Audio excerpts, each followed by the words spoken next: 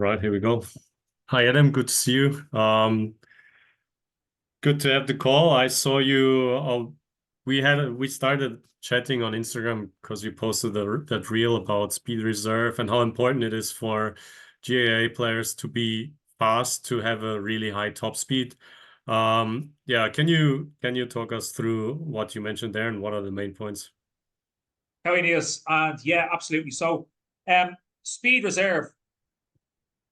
This concept came to me. It kind of clicked over the last 2 years of doing various research and even just noticing within my own sport. And the concept is basically how speed creates endurance, and not the other way around. So, in a lot of sports, whether it's Gaelic football, an Irish sport, your own sport, Niels, like rugby or soccer, there's a big onus and emphasis on conditioning and fitness and stamina. So who can last? You want to be able to last the pace, and who works the hardest at this. And it can, when you think about it and when you look at it, it can be counterintuitive in the sense that the fastest players have higher max speed, right? So to break this down very simply, so a faster player has a higher max speed, and let's say for argument's sake, it's 30 kilometers per hour. Let's say their marker, right, has a max speed of 25 kilometers per hour. If the fast player, even if they're going at 85% of their max speed, out to every ball or out to every pass or on the wing, their marker or the fella they're playing again, they have to go all out 100% every single run, right? Just to keep up. And they won't even catch them. That's just to keep up with them. So the premise is that if that fast player throughout the course of a game, if they're only going at 85% of their max because they have a higher top max speed throughout the course of a game, who's going to be the more fitter? Who's going to be the more fresher athlete out of the two? And a coach might say, well, look, that fast player, he's better conditioned, he has better fitness. That all, but the main point is that his max velocity is much more of a ceiling than the player he's marking, and that gives him that bit of reserve in games. So, like, I just see it in my own sport where again the onus is on this aerobic, this conditioning where it's just basically slogging. It's a lot of running, very little break in between, and you're not actually developing the max speed. And after a fact, you're actually making the athlete slower. You can actually cause more overuse injuries. No player really likes it anyway, so there's not going to be much intent. They switch off. So the kind of approach that I'd love and that I'm kind of trying to get across, and that is that make the focus about getting the athletes faster. You know, get a higher max speed. That will obviously get them faster, and also will improve the endurance by a byproduct. So that was the kind of the point I was trying to get across within that reel. Yeah, definitely. Is an important topic to me. So I was very happy to see that that mentioned from Yeah. you. Um, I think many players, especially in amateur sports, semi-pros even, that you mentioned that there's a lot of focus on just endurance running, sub-maximal speeds, especially in preseason. And for myself in Germany, the rugby season restarts in March. So all the teams are in preseason right now. And it's winter, so they're not running around the forest as much. But still, the focus is on long times of running or just doing shuttle runs, for example. But you have a lot of time spent in there and you never hit the max speed.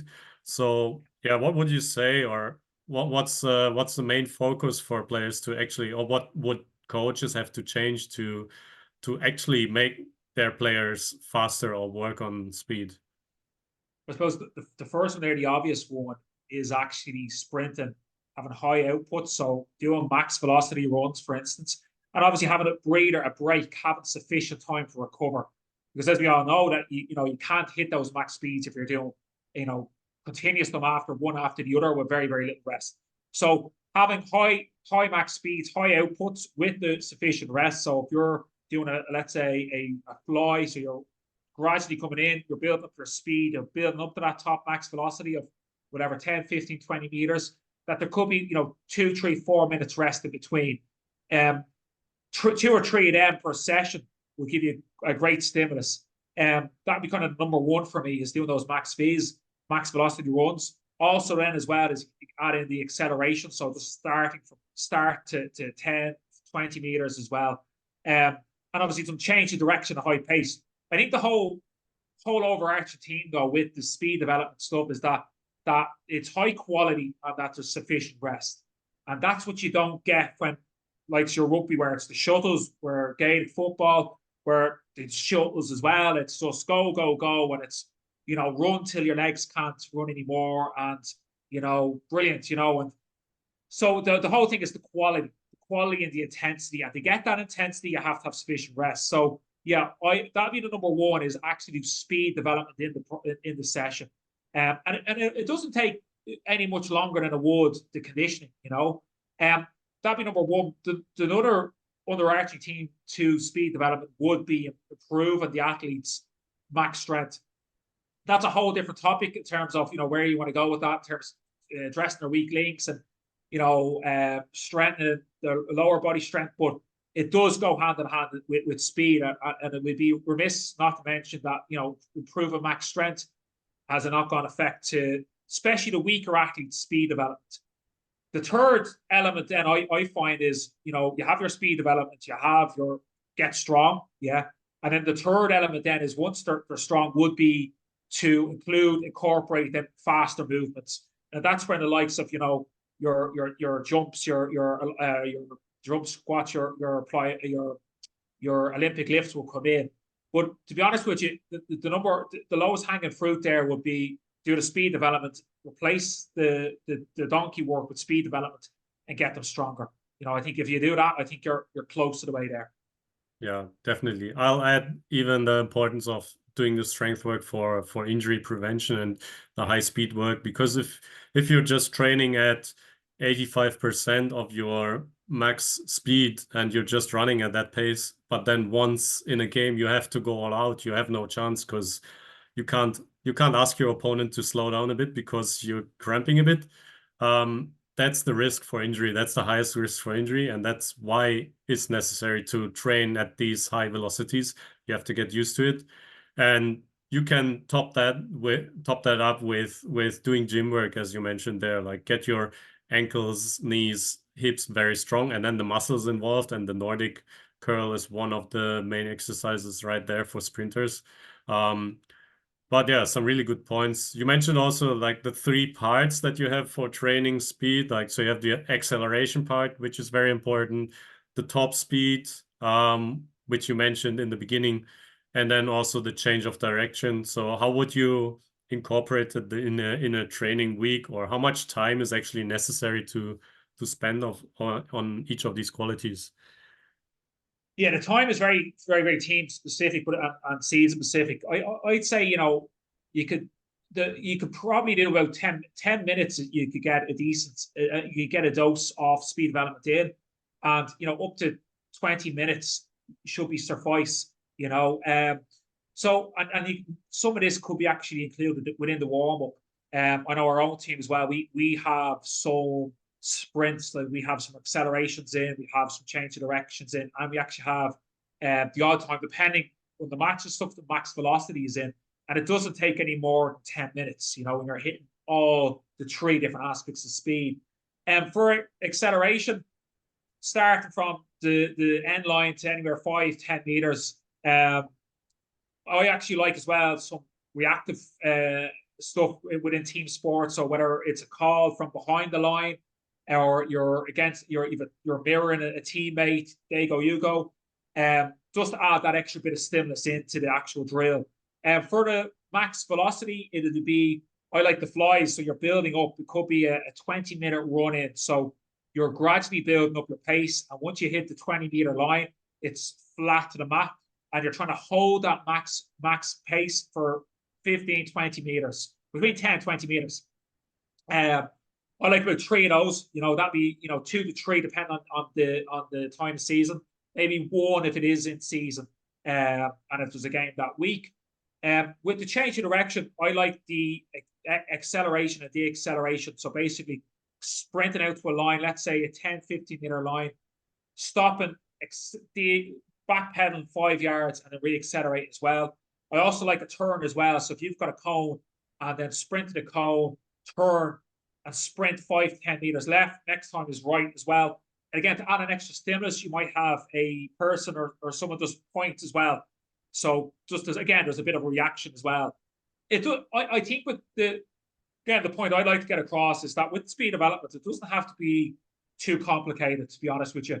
I think as long as you're hitting them outputs, I think you can go a long way in the quality and the intensity. You could be as creative as you want or as bland as you want. But I think if the quality and the intensity is high, I think that's for me, it's 80-90%.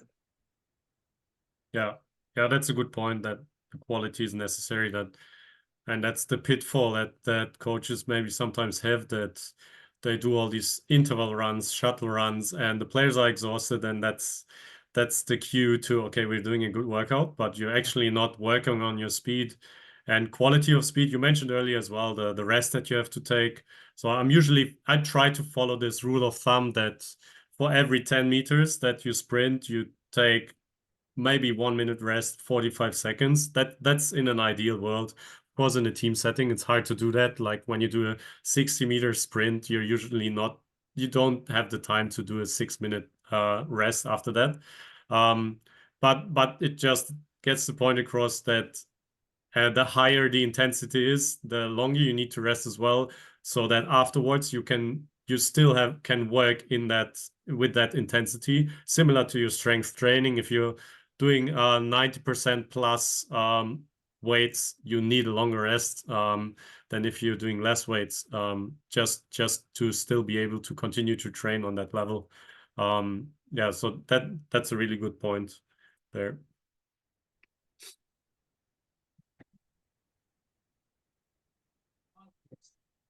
You're still there.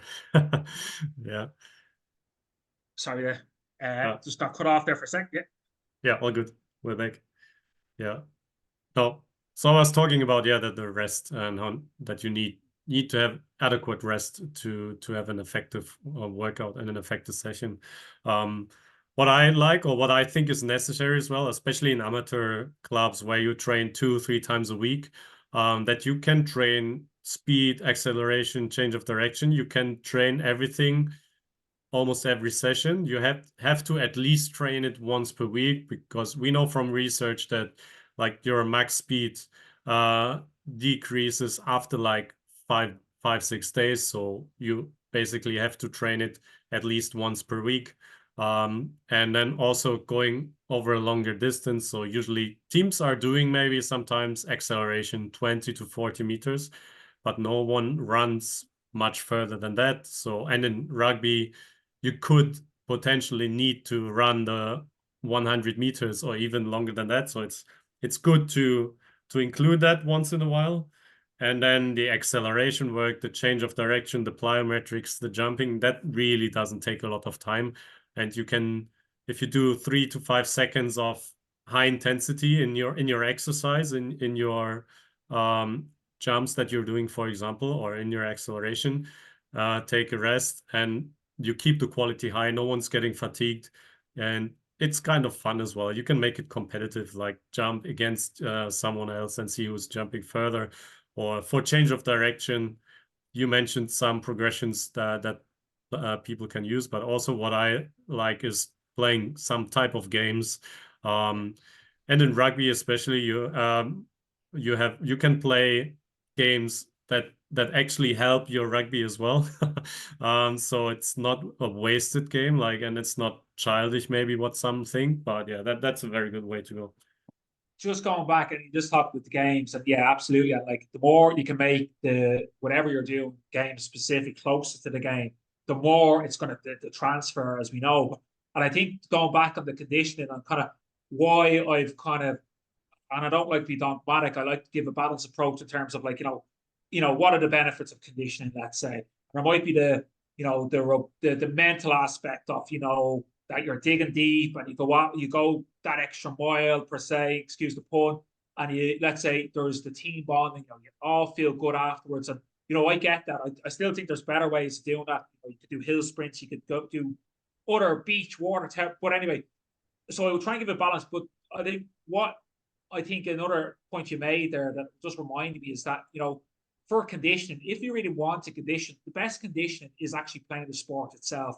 And like you can set up the environment where they're going to actually get more conditioning they would actually than in most games. So if you do the small-sided games, the more rugby or gated football or soccer, where you have 3-on-3 or 5-on-5, like the intensity there is going to be way much higher than it is if you're running, shuttles at 80%, 85% for, up and back just for minutes after minutes, and the fact that the actual ball is involved, that just adds that extra bit of intensity. There's competition. So, like, if you really wanted, let's say your players, if you really wanted, let's say, quote unquote, condition the players, just let's say, how can you do it within the realms of the game? How can you make the sport condition the players more? Even though, I still think speed is the king here. But if you really want to go down that route, the game will do the conditioning for you. That's, I think, another point I'd like to make. Yeah, very important. It's very good that you mentioned that. And I'd like to add there that, because we were talking max speed, that during these conditioning games, or even during an actual game, it might not happen that you actually hit your max speed. So that's the important thing to remember, that you have to training. Like if you are training for 4 weeks, you have 2-3 matches, and you never hit that top speed. Of course, our level, we don't have a GPS, we can't really check that, but we can't really see if we actually how fast we actually went. So that makes it even more important to do that every week, to have at least one sprint where you're going all out, more than one sprint, but do it at least once per week, and you'll be much better prepared for the actual game when it can happen. And when you're not prepared, you'll see how it goes. Like, you see that many times, people cramping and pulling their hammies. So that's the one important thing. If you combine, like, to summarize it, if you combine like the small-sided games, the game approach to conditioning, and then, let's say, sprinkle on top some high-speed work, some acceleration work, and you do that weekly, then I guess you're in a very good position to be ready for the game, especially on the professional level.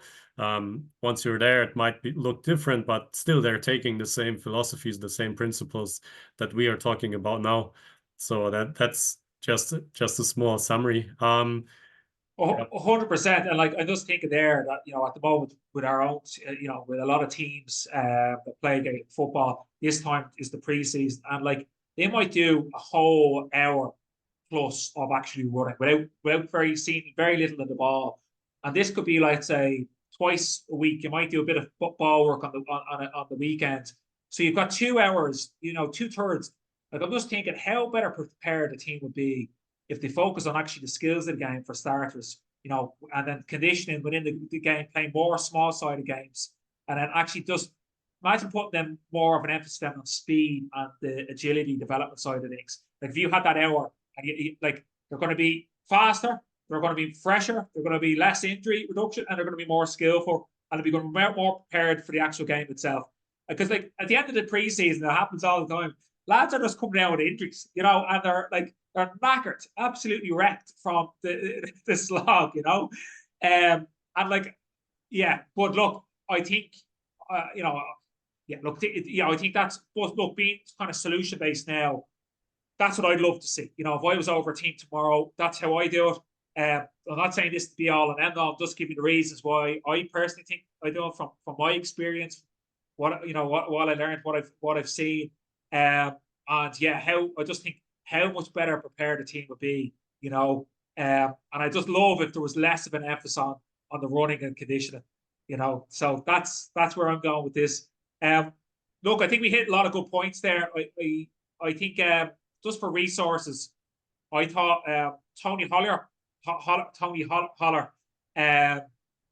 I don't agree with everything he says, but he has the feed the cats approach, where basically it's just a kind of all his sprinters to sprint. That's it. I think that's fine if you're dealing with top level, genetically gifted, fast twitch animals. But I think for the rest of us, I think it's not enough just sprinting. But that's a topic for another day.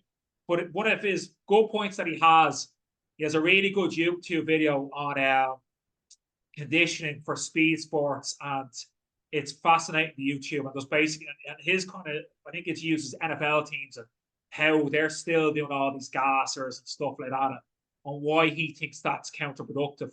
And I think it could be applied in most sports as well. So Tony Hollier would be a good one for me. Do you have any other good resources? Yeah, I was going to mention him as well. He has some really good exercises in terms of plyometrics as well, which train these fast twitch fibers, which most players don't train. So that's a really good one just for exercises. For like, you can basically Google anything, acceleration drills, speed drills, but keep it simple. That there are some good resources. Jonas Dudu, Speedworks. He has worked with Olympic sprinters and gold medalists, and he's in the UK somewhere, I believe in London or Bath, and that's one way. Then you have the other big sprint clinics, Altus over in the States. Some coaches, Dan Pfaff, the late Charlie Francis. That's some names to research. Yeah, that's my inspiration. Barry Ross is an interesting resource as well, like the minimalist approach to sprinting. Could be interesting to check out as well. I read. Yeah, Can sorry. I touch it? Can I touch on that one? I forgot the Definitely, name yeah. you mentioned, right? Barry Ross, he had the underground secrets of running fast. Exactly, yeah. And like, look, believe me, as I was the slowest on my kid, I must have read anything that had the title Speed, and I bought and I read numerous times. Yeah, Barry Ross. I think the underground secrets, right? And he just basically uses the trap bar deadlift, right? And it's just, he uses the concentric. He doesn't do any eccentric, so just lifts up, and they do that 2 or 3 times a week. And it's max, kind of nearly max effort. Would that be right, Niels? Like, you're just kind of, yeah, that's about it, more or less. Using contrast as well, doing some jumps in between.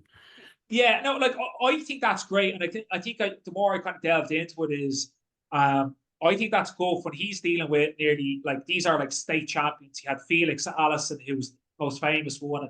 She hit a PB, went from whatever 100 kilos to 200 kilos or something mad, and she went from like national level to Olympic gold.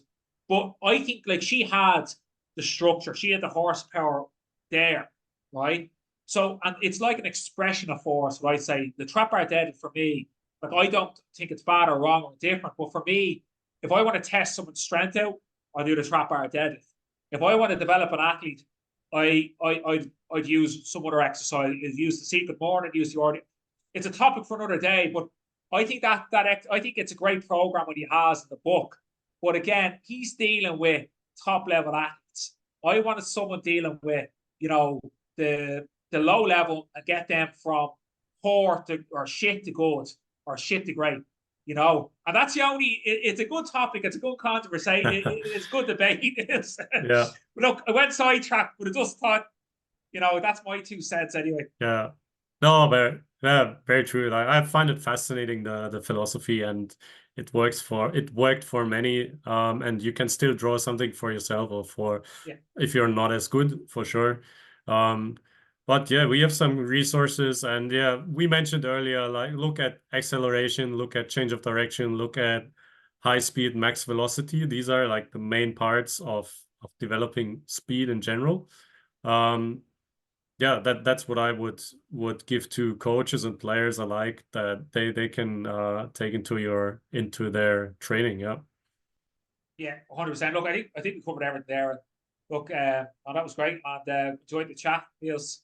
And we might have another part 2 about speed. I think I'd love to chat about kind of actual how to unpack speed development as someone coming from a really low play, Yeah. from a low place in terms of speed. I've got, I've seen some great improvements myself and other athletes and stuff like that. So I think it'd be great to have maybe a part 2 regarding how to develop speed. What do you think? We'll do that. What's Yeah, let's give the people what they want. good stuff. Listen, Niels, enjoyable as ever. Be in touch. Yeah, my pleasure. Talk to you All soon. the best. All the best.